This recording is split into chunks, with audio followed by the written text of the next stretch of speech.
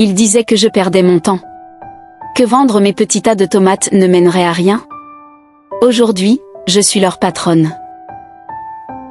Je m'appelle Clara, et si tu m'avais rencontrée il y a 10 ans, tu m'aurais vue, tous les matins à 5 heures, poussant ma brouette pleine de tomates fraîches vers le marché de Sogbocito. J'avais les mains calleuses, le dos courbé, le visage baigné de sueur avant même que le soleil ne se lève. C'était ma vie. Et à cette époque, on ne la respectait pas. Je venais d'une famille modeste. Mon père était un vieux cultivateur malade, ma mère faisait des ménages. Et moi, j'étais la fille qui refusait de mendier. Alors je vendais. Chaque jour, avec patience, sous le soleil, sous la pluie. J'avais 21 ans. À cet âge-là, certaines filles allaient à l'université, d'autres cherchaient des sponsors. Moi, je vendais des tomates pour nourrir ma famille. Mais ce n'est pas ça qui me blessait le plus. Ce qui me brisait le cœur, c'était la manière dont les gens me regardaient. Comme si j'étais une ratée. Comme si tenir un panier de légumes était une preuve d'échec. Je me souviens très bien d'un moment précis. Un samedi matin, le marché était bondé. Je portais un grand plateau de tomates sur la tête, criant « Tomates fraîches ! 3 pour 100 francs !» C'est là qu'ils sont passés. 3 anciens camarades de lycée. Des garçons de bonne famille, bien habillés, lunettes de soleil, dernier cri, blague facile. Ils m'ont regardé, et ont explosé de rire. Mais c'est pas Clara? Elle vend des tomates maintenant? Toi qui faisais toujours la première de la classe. Voilà ta grande destinée, hein. Tu vois que les diplômes, c'est pas pour tout le monde. J'ai serré les dents. Pas un mot. Mon cœur brûlait de rage et d'humiliation. Je me suis éloignée sans répondre, mais dans ma tête, une voix hurlait. Un jour, vous verrez. Le plus dur, ce n'était pas ces garçons. C'était le silence de mes parents, leur regard triste chaque fois qu'on me méprisait. Ma mère disait toujours « Le travail ne tue pas, Clara. » Mais les moqueries, elles tuent la fierté. J'étais déterminée à ne pas laisser ça me détruire. Mais intérieurement, je voulais prouver que je valais mieux. Je voulais qu'un jour, les gens se battent pour me vendre leurs tomates. J'ai commencé à économiser. 100 francs ici, 2 cents là. Je refusais de dépenser inutilement. Pas de perruque, pas de futilité. Mon rêve? Louer un petit kiosque et acheter mes propres tomates en gros, directement aux agriculteurs. Ne plus dépendre du marché chaotique où les placeuses nous humiliaient chaque jour pour quelques centimètres carrés de sol. Mais l'argent venait lentement. Très lentement. Alors, parfois, je livrais à domicile.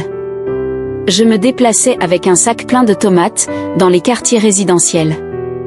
Une fois, une dame m'a dit « Tu sais lire au moins ?» Je lui ai répondu calmement. « Je lis, j'écris, et bientôt je vais te dépasser. » Elle a éclaté de rire. Mais moi, je n'oublie jamais les moqueries. C'est dans ce contexte qu'est arrivé le déclic. Un jour, alors que je vendais sous la pluie, j'ai entendu une cliente dire à sa copine « La fille là est sérieuse, hein. Même quand il pleut, elle est là. Dommage qu'elle n'ait pas une boutique. » Ces mots m'ont frappé. Peut-être que ma régularité, ma rigueur, ma sueur, étaient visibles. Peut-être que je pouvais transformer ce qu'ils méprisent en force. C'est ce jour-là que j'ai commencé à rêver plus grand. J'ai trouvé un vieux téléphone d'occasion, j'ai créé une page Facebook et un petit compte WhatsApp business. J'ai mis livraison de tomates fraîches Clara la vendeuse fiable. Le nom faisait sourire, mais je m'en fichais. Ce n'était pas pour eux. C'était pour moi. Petit à petit, j'ai commencé à avoir des clientes régulières. Des femmes d'affaires pressées, des mamans débordées, des restauratrices qui en avaient marre de marcher jusqu'au marché. Je livrais tôt le matin, toujours à l'heure. Mon secret? La constance. Et un sourire. Toujours. Mais le succès ne vient jamais sans ennemis. Une placeuse du marché a commencé à me menacer. Elle disait que je voulais saboter leurs affaires, que vendre en ligne, c'était de la triche. Un jour, elle a même versé de l'eau sur mes tomates. Mais je ne me suis pas arrêtée. Quand tu déranges les autres, c'est souvent que tu avances. Et je continuais. C'est aussi à cette période qu'un certain Marc est revenu dans ma vie. C'était un ancien camarade. Il m'avait toujours un peu regardé de haut. Mais là, il m'a dit. Franchement, Clara, je suis impressionnée. T'as fait ton truc avec les tomates, hein? Tu comptes en faire quoi? Je lui ai parlé de mon rêve, avoir une boutique moderne, climatisée, avec des casiers réfrigérés. Un mini-marché de luxe dédié aux légumes, propre, bien emballé, livré partout. Il a ri. Ah ouais. Et tu vas faire ça avec tes 2 paniers? Faut être réaliste, hein. À un moment, faut arrêter de rêver. Cette phrase m'a glacée. Mais c'était parfait. Parce que chaque fois que quelqu'un me disait « sois réaliste », moi je devenais encore plus dangereuse. J'ai redoublé d'efforts. Je me suis formée en ligne sur YouTube la nuit, à la gestion, au marketing, à la vente. Je notais tout dans un vieux cahier. Clients réguliers. Recettes journalières. Zone de livraison. Feedback. Je suis passée de 3 livraisons par jour à 10. Puis 15. Puis 30. Un matin, une femme d'affaires m'appelle. Bonjour Clara, j'adore ta rigueur. Est-ce que tu peux livrer pour ma petite entreprise de restauration? Elle avait 3 restaurants. Elle m'a ouvert les portes.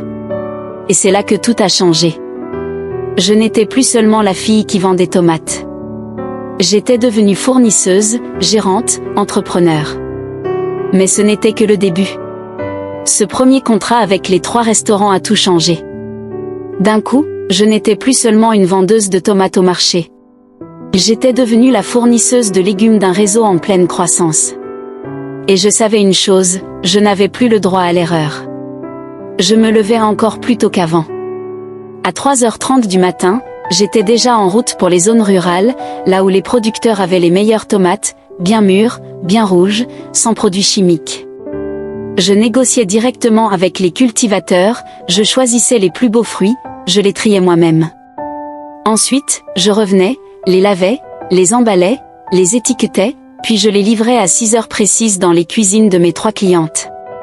Je faisais tout ça sans voiture, sans scooter, juste avec ma brouette renforcée et mes jambes. Mais je le faisais avec fierté. Parce que chaque livraison me rapprochait de mon rêve. Je n'oublierai jamais le jour où l'une des restauratrices m'a dit « Clara, tu travailles comme une vraie entreprise. Est-ce que tu as déjà pensé à te formaliser ?» Je ne savais même pas ce que ça voulait dire. Elle m'a expliqué, créer un statut légal, ouvrir un compte pro, se faire connaître officiellement. Et surtout, postuler à des appels d'offres pour devenir fournisseur officiel dans d'autres structures. Ça m'a ouvert les yeux. Je ne voulais plus juste vendre des tomates. Je voulais dominer le marché. Alors j'ai foncé. J'ai pris un taxi-moto et je suis allée à la mairie. J'ai passé 2 heures à comprendre comment créer une entreprise individuelle. Je suis rentrée avec un bout de papier froissé, mon registre de commerce. Mon registre de commerce.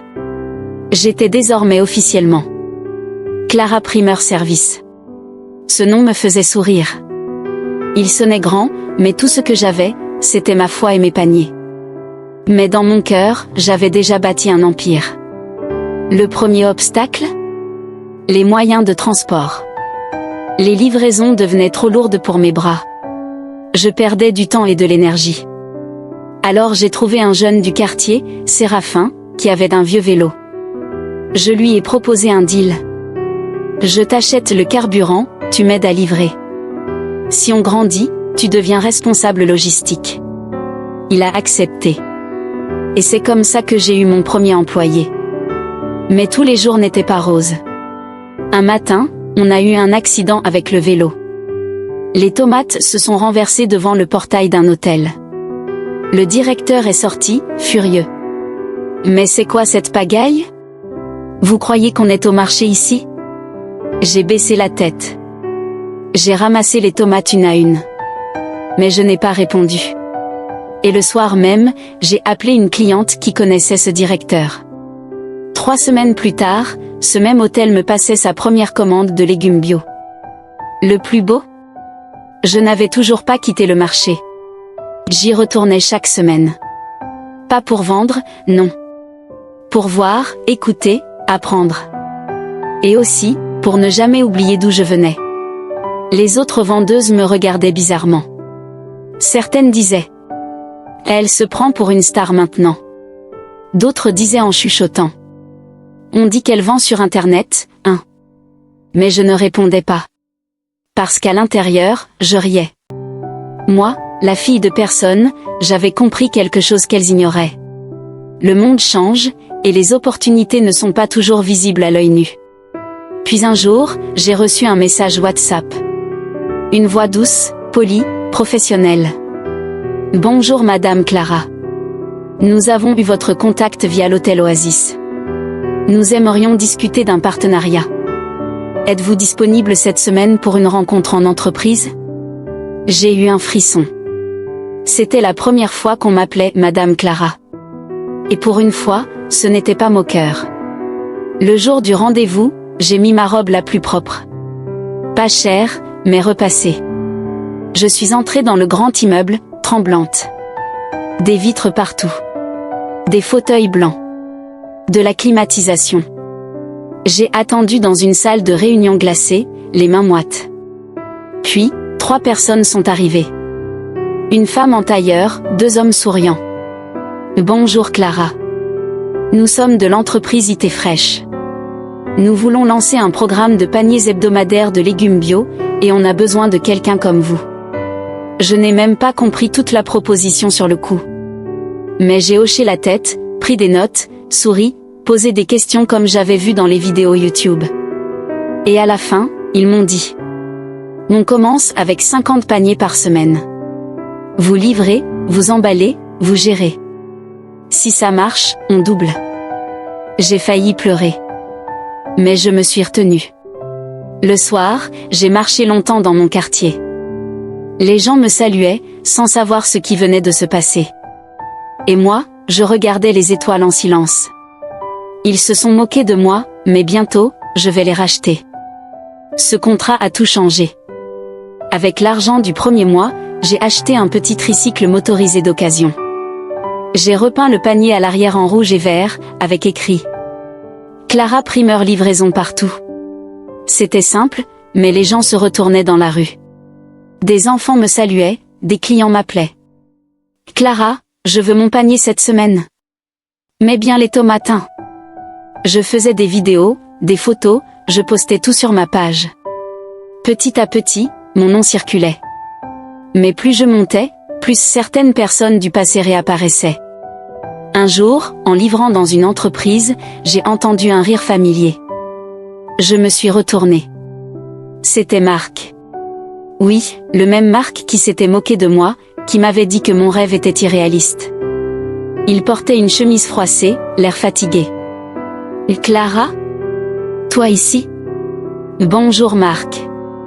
Tu travailles ici ? » Il a fait une grimace gênée. « Oui, enfin, je suis en stage ici depuis un moment. Toi tu livres ? » Je l'ai regardé droit dans les yeux. « Non. Je fournis. Je suis la partenaire officielle de votre programme santé. C'est moi qui ai conçu les paniers de fruits et légumes pour votre personnel. » Il a cligné des yeux, bouche ouverte. Je n'ai rien ajouté. Je suis partie. C'est ce soir-là que j'ai compris quelque chose d'essentiel. Le vrai pouvoir, ce n'est pas de se venger. C'est de briller si fort que le passé se tait tout seul. Et j'étais prête à briller encore plus fort. Je n'avais jamais pensé que livrer des tomates me ferait un jour entrer dans des bureaux climatisés. Et pourtant, quelques mois après mon premier contrat avec IT Fresh, les choses sont allées très vite. Trop vite même. La demande augmentait. Chaque semaine, je recevais des appels de clients qui voulaient le panier de Clara. Des photos circulaient sur les réseaux. Les gens se prenaient en selfie avec mes paniers colorés, bien présentés, avec les tomates, les piments doux, les aubergines, les oignons, les feuilles fraîches. Et sous chaque post, le même commentaire revenait. « Elle est sérieuse, cette fille. Ça donne envie d'acheter chez elle. » Mon téléphone ne s'arrêtait plus de sonner. Mais moi, je n'étais pas encore prête à gérer un tel flux. Je manquais de personnel, de moyens, d'organisation. Alors j'ai pris un risque. J'ai vidé toutes mes économies. Et j'ai loué un petit local à la sortie de la ville. C'était un ancien garage, avec un toit en tôle et une dalle fissurée, mais j'y ai vu une opportunité. Mon premier centre logistique. J'ai acheté 2 grandes tables en bois, 3 balances, et j'ai recruté 4 femmes du marché. Des femmes comme moi. Invisibles pour certains. Mais efficaces. Je les ai formées moi-même. Comment laver les légumes, comment les emballer, comment parler aux clients au téléphone. Je leur ai dit. Ici, on travaille comme si on était une grande entreprise. Même si notre sol est poussiéreux. Elles ont souri. Et c'est là que Clara Primeur a vraiment commencé à ressembler à quelque chose. Un jour, une cliente fidèle m'a appelée. Clara, tu connais les grandes surfaces ? Il y a une chaîne de supermarchés qui cherche à intégrer des produits locaux frais. Je leur ai parlé de toi. J'ai eu un vertige. Moi ? En grande surface ? C'était inimaginable. Mais au fond de moi, une voix disait « Tu n'as pas travaillé tout ça pour rester petite. » Alors j'ai préparé un dossier de présentation. Avec l'aide d'un étudiant du quartier qui savait utiliser Canva, j'ai créé un petit catalogue numérique. J'y ai mis mes plus belles photos, mes prix, mes engagements. Fraîcheur garantie. Agriculture locale. Livraison ponctuelle. Respect de la chaîne du froid. Et je l'ai envoyé. Une semaine plus tard, je reçois un appel. Une voix sérieuse, posée. Bonjour, ici la direction des achats du groupe Super 8. Nous avons vu votre dossier. Seriez-vous disponible pour un rendez-vous cette semaine ? J'ai senti mon cœur battre dans mes tempes. Super 8, c'était la plus grande chaîne de supermarchés de la ville. J'ai pris une grande inspiration et j'ai répondu. Bien sûr. Dites-moi le jour et l'heure. Le jour du rendez-vous, j'ai porté un pantalon noir, une chemise blanche, et des sandales propres. J'avais attaché mes cheveux en chignon, mis un peu de parfum discret. J'avais l'air simple, mais professionnel. Je suis entrée dans cette tour de verre, avec ma présentation imprimée dans une chemise en plastique. Je transpirais, mais je gardais le menton haut. La salle de réunion était immense. Devant moi, 5 personnes. Un homme m'a demandé. Alors, Madame Clara, pourquoi pensez-vous que vos produits ont leur place chez nous ? Je n'ai pas hésité. Je lui ai raconté mon histoire.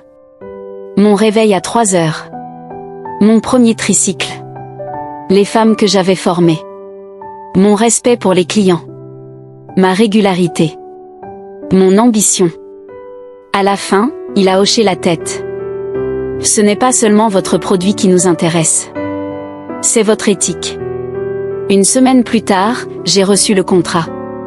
Je devais fournir 3 points de vente Super 8 en légumes frais, chaque mardi et vendredi. Il me payait au mois, avec un acompte initial. J'ai relu le contrat 10 fois. Je n'y croyais pas. Moi, Clara, vendeuse de tomates du marché, je venais de signer avec un groupe multinational. J'ai couru au local. J'ai rassemblé mes femmes. Je leur ai dit. On vient de passer à une autre échelle.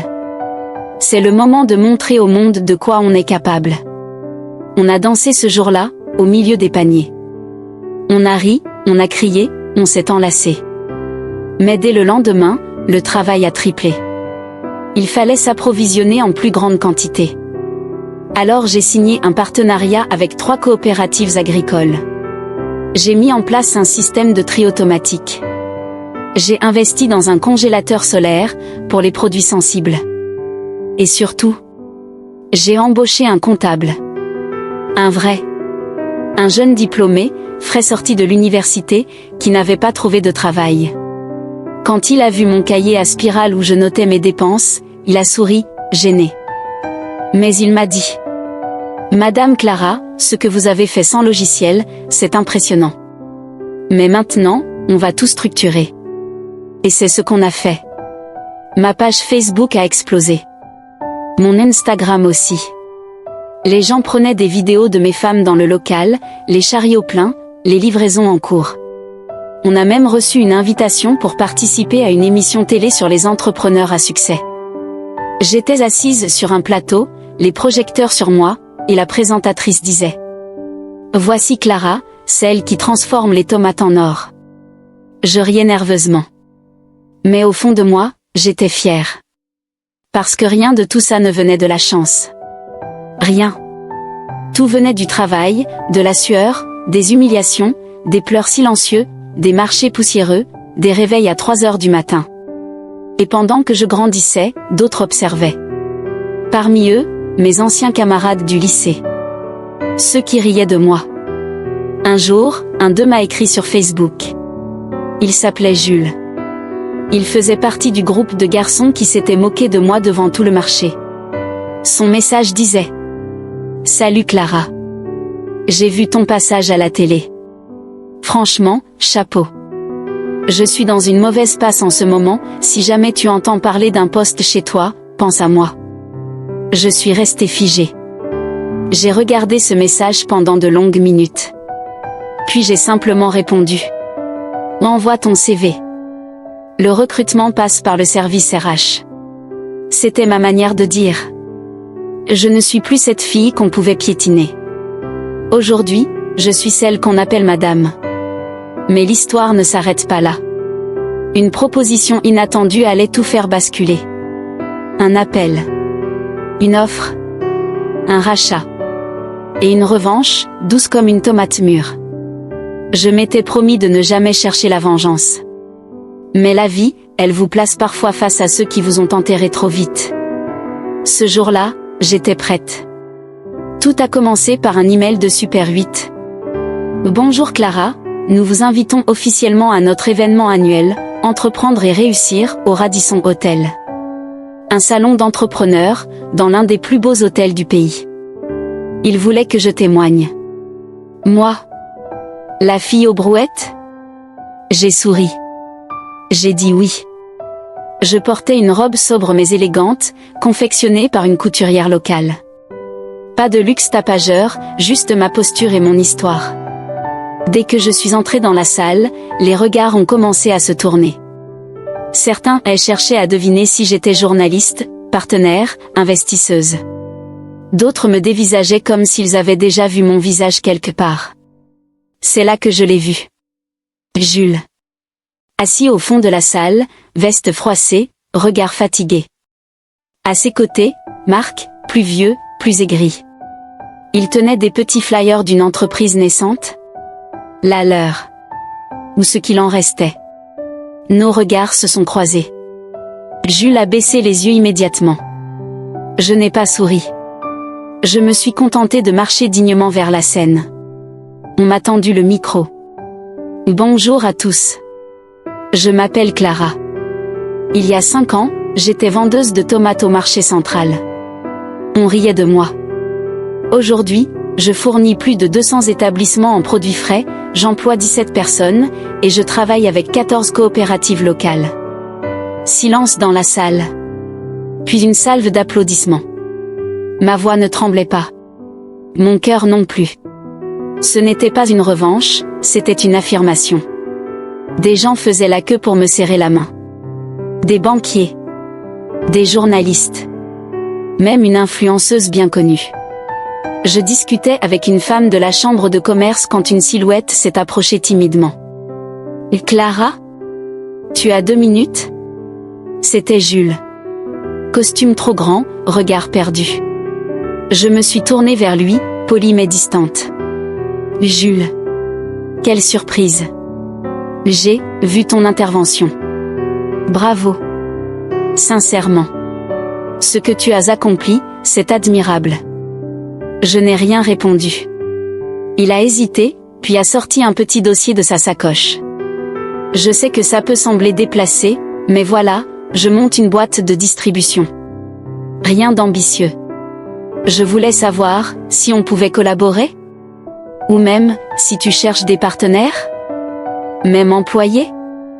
Il parlait vite. Trop vite. Je l'ai regardé. Et j'ai repensé à cette époque où il riait de mes brouettes, où il s'amusait de mes mains tachées de terre, où il se moquait de mes tomates. Mais je n'étais pas là pour me venger. Alors j'ai juste dit: tu peux envoyer ton CV à notre département RH. Ils étudient toutes les candidatures. Merci d'être passé. Et je suis partie. En rentrant dans mon entrepôt, mes employés dansaient autour d'une nouvelle livraison venue du nord du pays. Les tomates étaient rouges, parfaites, fraîches. Mon cœur était léger.